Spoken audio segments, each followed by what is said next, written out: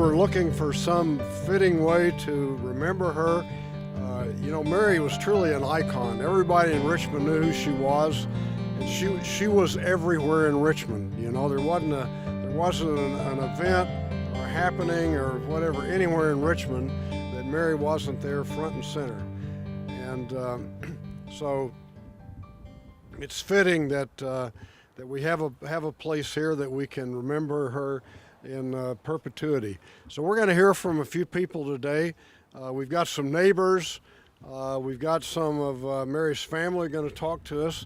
So I'm going to introduce Rita, who's going to introduce our next speaker. So.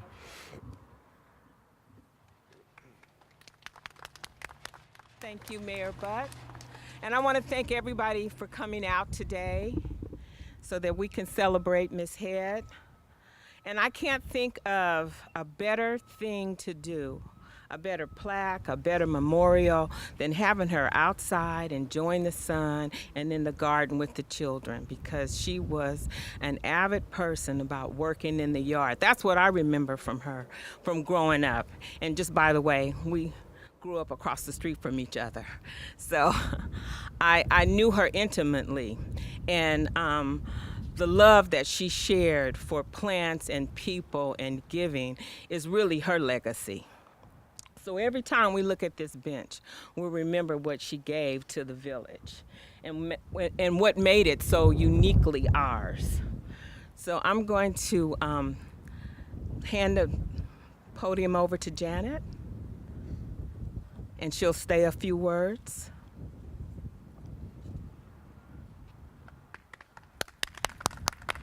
Good afternoon.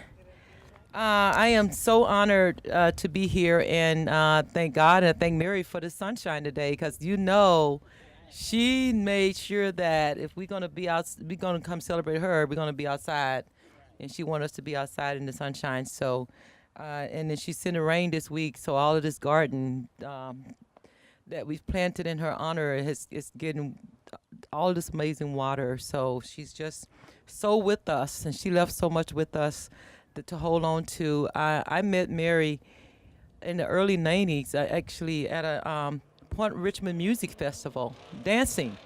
And I just kept thinking, who is this older lady that's dancing more than me? I mean, I gotta meet her. I gotta go up and meet her. And I actually did, and introduced myself, and then she and I danced for the rest of the festival, and then it was just the start of us dancing at festivals, and anywhere she was, there was music and there was love. And when I moved into my home, she says, I want to come plant.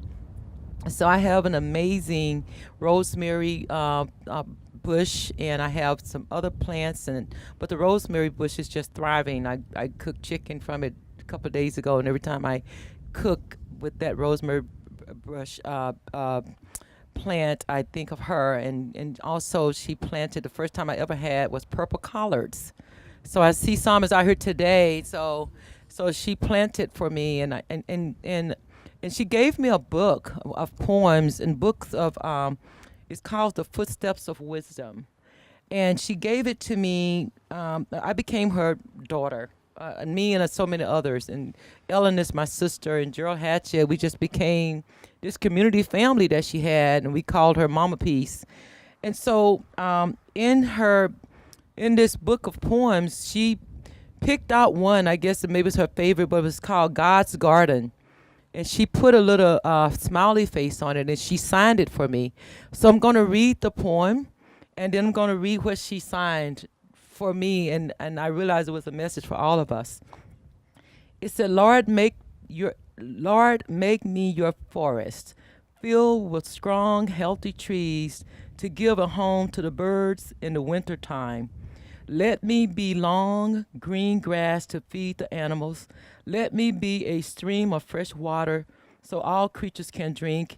And let me be cooling shade of to refresh the earth in the heat of the summer.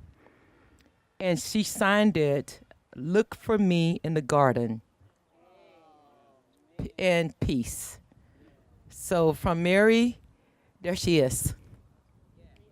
We are looking for you in the garden. Thank you.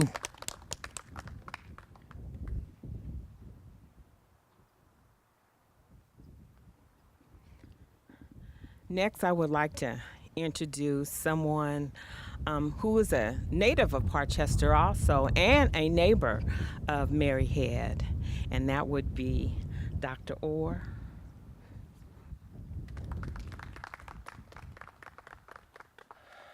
Good afternoon. I am honored beyond imagination to be here today. I was so thrilled when Malavi called me and said, would you please participate? Without hesitation, I said, of course, especially as it relates to Mrs. Head. I want to say that living 2 houses away, the first thing that attracted me to the Head family is they had 3 beautiful daughters, Brenda, Nell, and Gloria. And so that was a center of attraction. But always there was this energy coming from that house. You drove down Johnson Drive and you looked at their house, it was different from every other house in Parchester Village. And it was because that Miss Head had an artistic flair. She had a landscaping green thumb. Anything she planted grew, including interest in putting in your life about things that you could do. See, there are people in neighborhoods, there are naysayers. When I told people, I want to become a doctor, there are people who say, oh, you can't be a doctor. I mean, you come from a poor family. How can you possibly do that? She didn't. She said, dream the possibilities and then act upon those dreams. So she was a person who was always encouraging. She was caring. She like I told you, she had this green thumb. She constantly reinvented herself. That's what got me about her. And once I became a doctor, I saw her someplace in Berkeley, and she told me about this reflexology thing she was into. I said, what do you know about reflexology? I said, what did I know about reflexology? And she got into this long discussion showing me and telling me about how effective it could be and how it affected different parts of your body. It made me go out and study and read something about reflexology. She could teach, there are some natural-born teachers in this world. I consider myself one of them. I can teach you to do anything. Miss Head could teach you to do anything. If you're willing just to stop and listen to her and let her discern her knowledge with you, you could learn something new just by interacting with her. She was holistic. Before everybody knew what holistic was, she was into organic foods. She used to say, don't eat anything unless you take some vinegar. It's acidic to get your system kind of going and get it clean. She was into that. She was thinking about things that I didn't realize until I got into my later years in medical school. She was very organic. She believed in organic. She didn't believe in all the pesticides. But the thing I really loved about, one of the things I really loved, she did love music. The last time I saw her was at a jazz club. Now, I'm at this jazz club, and I'm sitting in the back of the room, and I see this woman just kind of swaying, and I said, that looks like Miss Head. Now, somebody said that towards the end, she may have had a little senile dementia or something like that may have been going on. But I remember I walked up behind her, turned around and faced her, and she jumped out of her chair, grabbed me, and called me by my nickname, Dips. Oh, how are you doing? So if there was something going on, there wasn't anything going on that night. So this was a unique woman who, as I said, completely reinvented herself for the different generations, who was always relevant. That's difficult to do, to be relevant in your 20s, your 30s, your 40s, your 50s, 70s, 80s, and your 90s, to be relevant, to mean that you're going to stay up and you can talk to kids. She's the kind of person who, if I did something wrong, she was going to tell my mother about it. There's no question about it. She's going to, she was going to let the truth be told, but at the same time, she would give me some truth. She said, here's what you did and what you shouldn't have done. She would share that kind of insight with me. So I have a very special bond, and I'm glad, I'm thankful that I was to be here today to share these words with you, and to know that there are so many others who grew up in this village, who have gone, and I know guys who get PhDs at Harvard, guys who got multimillionaires down in Texas, guys, scientists in Atlanta. If you mention the name Mary Head, they all know who she was. She had that kind of impact. So for us to take this day to acknowledge her, it's what we should be. That's what we need to be about. And I just thank you that you would come to our little Parchester village, the greatest village in the country. The first suburban village built for black people in this country, Parchester Village, and to recognize Mary Peace Head. God bless you.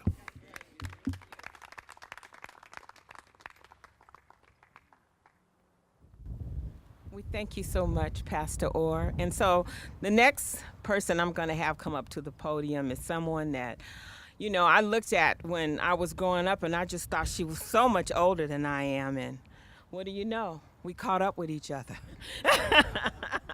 And this is Mary's Head's baby girl, Brenda Head. Come on.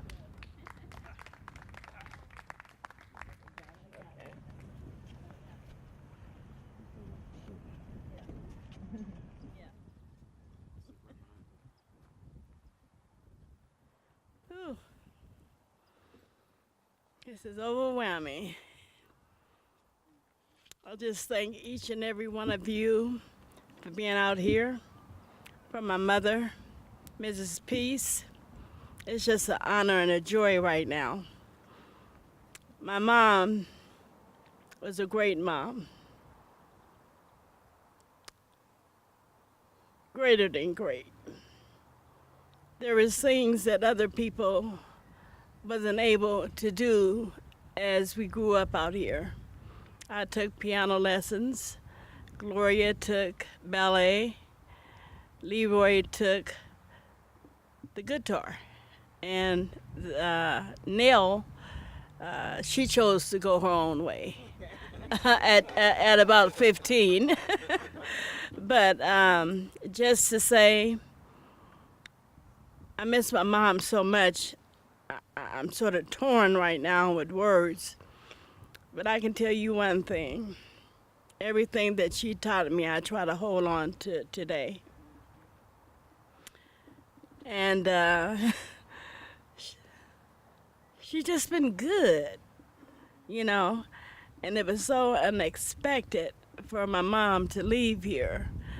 I took care of her at the last. And then I don't know what went wrong after that. And it's heartbreaking when you know you done good, been good to your parents or to anyone. But some people can come in the midst and spoil everything, try to spoil your joy. But if you're strong enough, they can't do that to you. So I just want to say, the mayor, I met you when my mom passed, and it's glad to see you here. I wasn't expecting any of this, so it's a joy for me and for all of you to be here, dedicating all this peace to Mom, the garden that she always had. We never really had to go to the grocery store. We didn't. We really wasn't meat eaters, you know, so a lot of fish, a lot of good organic vegetables that Mary had in all the homes that she have today. And I just want to thank my Heavenly Father, but not only my mother, for me. My mother died, and shortly after my mother died, I came down with cancer. I stayed in remission for 3 years, and it came back a month and a half ago. And the Lord is gonna keep blessing me to be here. Probably not as long as my mom, but you just don't never know. You don't never know. You know, I was at stage 4 in 2016, and here I'm standing today. I thank my Heavenly Father for all of it. And I knew it was sort of time for my mother to go home when I was keeping her. I didn't want to see her go through what I seen her go through. It broke my heart. So I just want to say thank all of you.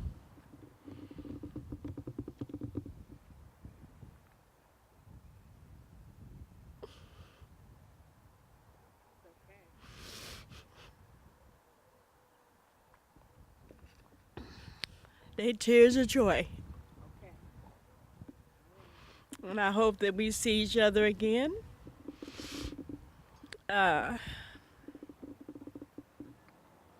Whatever occasion it might be.